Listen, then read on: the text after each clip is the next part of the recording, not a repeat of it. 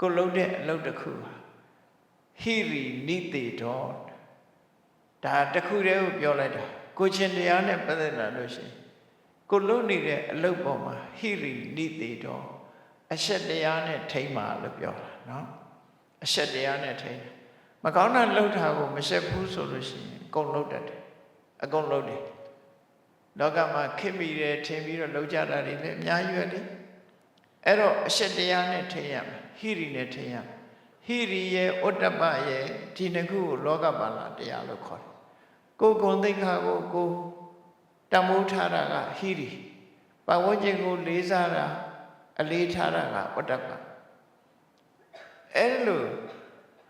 ကိုလေးစားတယ်ကိုတမိုးထားတယ်ပတ်ဝန်းကျင်ကိုလေးစားတယ်ဆိုရင်ဟိရိဥတ္တပနှစ်ခုရှိမှကိုချင်းသီလဆိုတာဖြစ်တယ် ethics ဆိုတာအဲ့ဒီ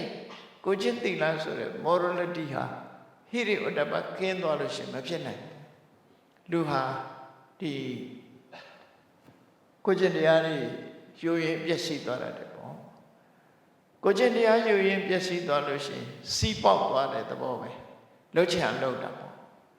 အဲ့ဒီလိုလှုပ်ချင်တာလှုပ်ပြီးတော့အပြစ်တွေမဖြစ်ရအောင်မြတ်စွာဘုရားကဟိရိနဲ့တားမြစ်ပါတဲ့ကိုယ်စိတ်လေးကို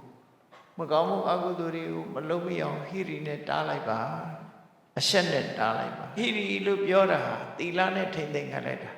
သူများတဲ့တတ်ချင်းဆိုတဲ့ပါဏာတိပါဒကထိမ့်တယ်သူများဥစ္စာမတရားယူခြင်းဆိုတဲ့အာရိဏဒါနထိမ့်တယ်အဲ့ဒါလို့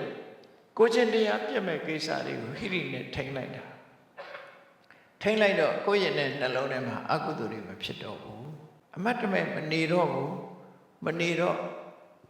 သီလလုံးအောင်ကြိုးစားလာတယ်ကိုယ်စိတ်ထဲကအညစ်အကြေးတွေကင်းသွားအောင်ကြိုးစားလာတယ်နော်ဘဝတန်တရားကြီးပေါ်မှာအမှန်ကန်ရှုမြင်လာတယ်အိုခြင်းနာခြင်းသိခြင်းဆိုတာတွေကိုကြောက်ရမှန်လမ်းရမှန်သိလာတယ်အမတ်တမဲ့မနေတော့ဘူးအဲ့လိုမနေတော့ကိုယ့်ရင်ထဲမှာဘာတွေပြည့်စုံအောင်လုပ်တော့ဆိုရင်ဒီတတ္ထာလို့ခေါ်တဲ့ကုသိုလ်ကောင်းမှုလုပ်ငန်းတွေပေါ်မှာစိတ်ဝင်စားလာတယ်သီလဆိုတဲ့ကိုယ်ကျင့်တရားတွေကောင်းလာတယ်ဝိရိယလို့ဆိုတဲ့ကိုယ့်ရင်နဲ့နှလုံးထဲကမကောင်းတဲ့အကုသိုလ်တွေပွင့်ရအောင်ကြိုးစားတယ်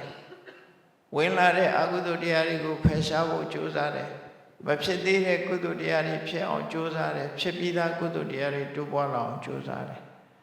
အဲ့ဒီကနေတဆင့်တက်ပြီးကိုယ်စိတ်လေးဟာအာယုန်လေးတစ်ခုကိုမှတည်ငြိမ်အောင်ကြိုးစားလာတယ်တရားတစ်ပါးကိုကြည့်ပြီးခန္ဓာကိုယ်ရဲ့သဘာဝတွေကိုဆုံးဖြတ်နိုင်တဲ့အသိဉာဏ်နဲ့ဆင်ခြင်စဉ်းစားတယ်တမ္ပန္နဝိဇ္ဇာစရဏပဋိတ္တာသူဟာအသိဉာဏ်ရောအကျင့်တရားနဲ့ရောပြည့်စုံအောင်လုပ်တယ်အမြဲတမ်းတတိရှိတယ်အဲ့ဒီလိုထာဝရတတိမွေးပြီးတော့ကိုယ့်ရဲ့နှလုံးထဲမှာမကောင်းတဲ့အကုသိုလ်တရားတွေကိုဖယ်ရှားနေတဲ့ပုဂ္ဂိုလ်တယောက်ဟာသဟိတထဒုက္ခမိထံအနပ္ပကံဒုက္ခရောက်မဲ့အလုတ်တွေအားလုံးကိုဆွန့်လွတ်ပြီးသားဖြစ်သွားတယ်ဆင်းရဲဒုက္ခတွေကိုဆွန့်လွတ်လိုက်တာပဲဖြစ်တယ်